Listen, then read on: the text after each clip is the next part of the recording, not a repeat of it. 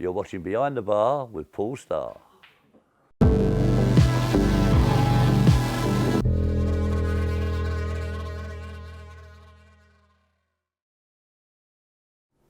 Welcome to Behind the Bar. Paul Starr, brought to you by William Hill, the proud sponsor of World Darts Championship. Week number 9 of the Premier League last Thursday. Judgment night in Cardiff. The evening started off with a 6-6 draw. Gary Anderson missed the match start, but 6-6 against James Wade. Taylor and Wright both won 7-5, which eliminated Michael Smith and, of course, Dave Chisnell. Fourth game on, Lewis beats Thornton 7-4, but it didn't really matter for Thornton because he had survived Judgment night. To be happy with that. Just a few weeks ago, he looked dead and buried. And perhaps the match of the evening, a 6-6 draw. Michael Van Geuren and, of course, Raymond van Barneveld. I tell you what, it was Paul's Premier pick, my Premier pick last week at a whopping 6-1. I hope you were on. So, as we said, Chizzy and Michael Smith say goodbye to this year's Premier League. And Phil Taylor, I tell you what, he's top of the pile at the moment. He will not go away. Good work there from the power. This weekend, in Barnsley, we see Players' Championship 3, 4 and 5. And the Premier League on Thursday heads to the Sheffield Arena. Night number 10, as we said. 8 players now remain, and hopefully trying to grab a bit of value. We're actually joined by the 2 times champion of the world, none other than the Menace, Dennis Priestley.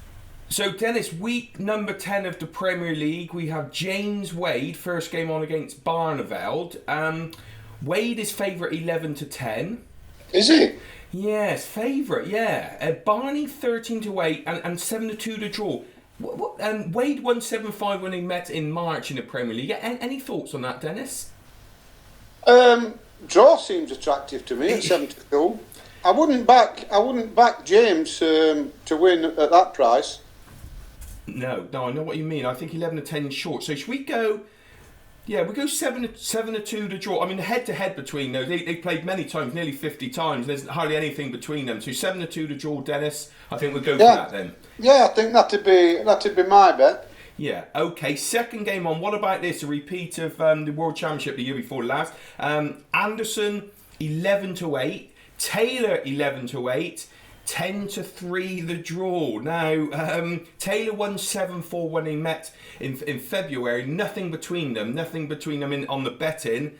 Oh, it could be another draw, couldn't it? This is an interesting one. If I were a betting man, this is one I'd leave alone. But yeah. You want some type of prediction. I think Anderson will probably get his revenge. We're going to go for Anderson now at 11-8. He's playing lovely now, Gary, isn't he? And say a couple of back-to-back World Championship. He seems to give him all the confidence. Obviously, Premier League champion as well, and he wins matches he didn't used to win, I think. Yes, he does. Yeah, he's become more of an all-round player now. Yeah, before he was heavy on scoring, but he used to let himself down with finishing, didn't he? Yeah. But now he seems to be the complete player. Certainly is. And, well, this game I tipped up is a draw a couple of weeks ago. Michael Van Geuren is 1-6. Well, surely there's no value at £6 to win, one profit, is there? Thornton 8-1, but 8-1 the draw. And that's what happened a couple of weeks ago in March. So it's difficult to bet against Michael, though. If you needed a bet, you'd probably hope for the draw, but there's a saying. I mean, 1-6 on. If you've got £6,000 to put on, you don't really need one, do you?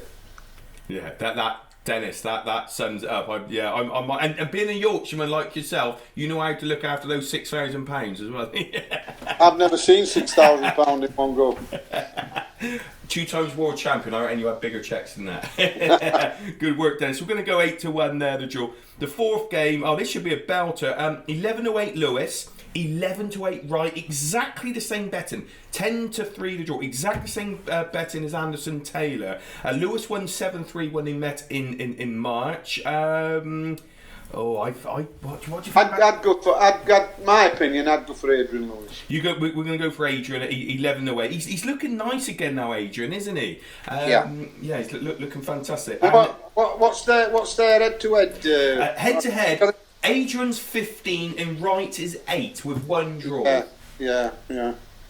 Yeah, I think Adrian for that one. We're going to go Adrian 11-8. And then a final game of the night, of course, the players playing twice. We have Phil Taylor 7-10, James Wade 11-4. That's a big price, but it is against your old buddy Phil.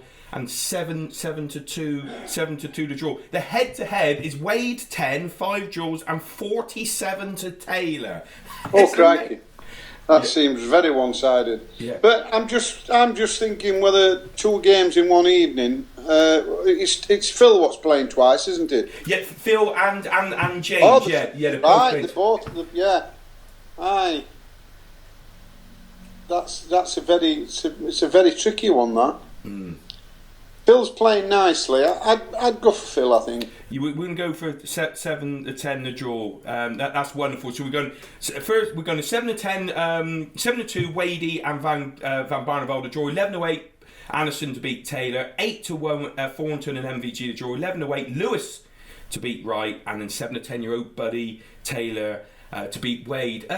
We will talk a bit more length about your career another time if you don't mind, Dennis, but can I just ask you a question? Is it right, in Bobby George is quoted that in an exhibition at the Lakeside, you once beaten 5-0 with 10 and 9 darts. Is that right, really? Well, he always tells this tale. We was practising before we went up to Lakeside. We were practising at hotel, and I don't know how it came about, but we ended up playing each other, and we played more than 5 legs, and I know he didn't win a leg, but he always tells the tale that there were some cracking.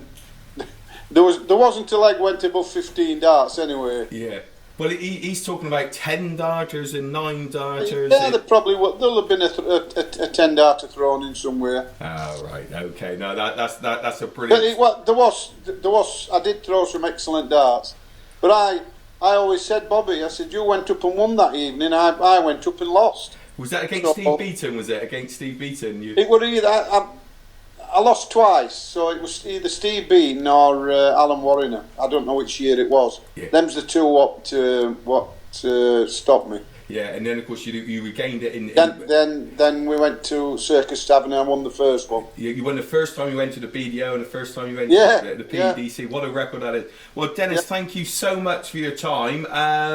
We look forward to seeing you at the exhibition in a couple of weeks' time down there in Butlins, and we'll have a bit more. We'll have a bit more fun. Well, that's your neck of the woods, isn't it? Over Skegness, isn't it? So. It's on East Coast. It's 90 miles. 90 miles. I think just about 300 for me. But then again, you've done the hard work when you came down to Minehead, didn't you? Yeah. I asked for the easy one, didn't I, this time? You did. Dennis, thank you so much for your time. A pleasure as always. Paul. You're welcome, mate. Right. Great to catch up with the 2-time champion of the world there, of course, Dennis the Menace Priestley. Don't forget, ladies and gentlemen, you can subscribe to our YouTube channel.